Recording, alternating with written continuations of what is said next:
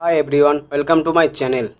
আজ আমরা কথা বলবো হলিউডের অন্যতম জনপ্রিয় এবং প্রভাবশালী অভিনেত্রী ক্রিস্টেন স্টুয়ার্টসের জার্নি নিয়ে। একজন শিশু শিল্প থেকে শুরু করে গ্লোবাল স্টার, এরপর একজন স্বাধীনচেতা অভিনেত্রীতে পরিণত হওয়ার তার অসাধারণ জার্নিটা দেখবো। গাইস, ক্রিস্টেন জেমস স্টুয়ার্টের জন্ম হয়েছিল 1990 সালের 9 এপ্রিল লস অ্যাঞ্জেলেসের ক্যালিফোর্নিয়াতে। তার বাবা জন স্টুয়ার্ট একজন স্টেজ ম্যানেজার এবং একটি টেলিভিশন প্রডিউসার। তার মা জুলস ম্যান স্টুয়ার্ট একজন স্ক্রিপ্ট সুপারভাইজার। এমন পরিবারে সে বড় হওয়ার সাথে সাথে ক্রিস্টেন প্রথমে একজন স্ক্রিন রাইটার বা ডাইরেক্টর হওয়ার কথা ভেবেছিলেন, কিন্তু অভিনেত্রী হওয়ার কথা তিনি কখনো ভাবেননি। ক্রিস্টেন মাত্র 8 বছর বয়সে অভিনয় জগতে পা রাখেন। তখন তার স্কুলের ক্রিসমাসের একটি শোতে একজন এজেন্ট তার পারফর্ম দেখে মুগ্ধ হন। এরপর সে কয়েকবার অডিশন দেওয়ার পর তিনি 1999 সালে Disney channel television film the 30 ইয়ারে একটি ছোট নন স্কিপিং চরিত্রে তার প্রথম কাজ পান। এরপর তার ক্যারিয়ারের মোড় ঘুরিয়ে দেওয়া কাজ আসে 2002 সালে, যখন তিনি ডেভিড ফিনচারের থ্রিলার ফিল্ম প্যানিক রুমে জোডি ফস্টারের টমবয়ের ডায়াবেটিক মেয়ের চরিত্রে অভিনয় করেন। এই ছবির জন্য তিনি ইয়াং আর্টিস্ট অ্যাওয়ার্ডের জন্য সম্মানিত হন এবং দর্শকের কাছে অনেক প্রশংসা অর্জন করেন।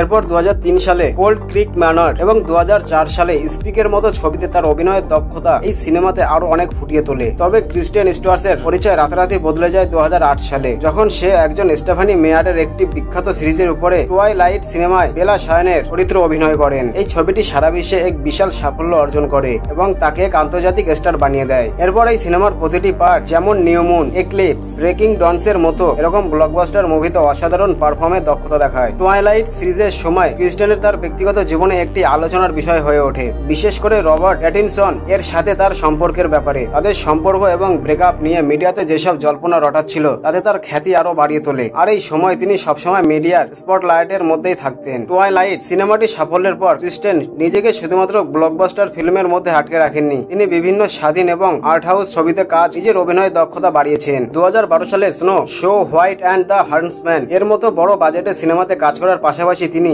On the road 2012, camp x ray 2014 সালে, স্টিল অ্যালিসের মতো ছবিতে অভিনয় করেন। এরপর 2014 সালে clouds of the Sils Maria সিনেমায় তার পারফরমেন্স এমন ছিল যে বিশ্বের বড় বড় মঞ্চে সে নিজের জায়গা করে নেয়। এই ছবিতে সাপোর্টিং অ্যাক্ট্রেস ভূমিকার জন্য তিনি ফরাসি চলচ্চিত্রে পুরস্কার সিরিজ অ্যাওয়ার্ড জেতেন, যা একজন আমেরিকার অভিনেত্রীর জন্য একটি বড় সম্মানের। এরপর তিনি আরো কিছু চ্যালেঞ্জিং চরিত্রে কাজ করেন, যেমন পার্সোনাল শপার 2016 সালে। এই সিনেমাগুলি তাকে স্বাধীন চলচ্চিত্র জগতের একজন শক্তিশালী অভিনেত্রী হিসেবে প্রতিষ্ঠিত করে। এরপর 2019 সালে তার আবার একটি action comedy film Charlie's Angeles ছবিতে অভিনয় করেন, যা তাকে আবার মেইন স্ট্রিম দর্শকের কাছে ফিরিয়ে আনে। এরপর 2020 সালে তিনি একটি রোমান্টিক মুভি হ্যাপিয়েস্ট সিজন এ অভিনয় করেন। তার ক্যারিয়ারের সবথেকে সেরা পারফরমেন্স আসে 2021 সালে, যখন তিনি স্পেন্সার সিনেমায় প্রিন্সেস ডায়নার চরিত্রে অভিনয় করেন। এই ছবিতে সে দর্শকদের দ্বারা ব্যাপক প্রশংসিত হয় এবং তিনি শ্রেষ্ঠ অভিনেত্রীর জন্য একাডেমি অ্যাওয়ার্ডস এর জন্য সম্মানিত হয়। তিনি টুয়াইলাইটের গ্ল্যামার থেকে বেরিয়ে এসে বেছে নিয়েছিলেন আর্ট হাউস সিনেমা এবং চ্যালেঞ্জিং চরিত্র, যা তাকে একজন সত্যিকারের বহুমুখী এবং ট্যালেন্টেড অ্যাক্ট্রেস হিসেবে প্রমাণ করেছে। তিনি দেখিয়ে দিয়েছিলেন যে খ্যাতি আর সমালোচনা দুটোই সামনে নিজেকে কিভাবে বাঁচা যায়।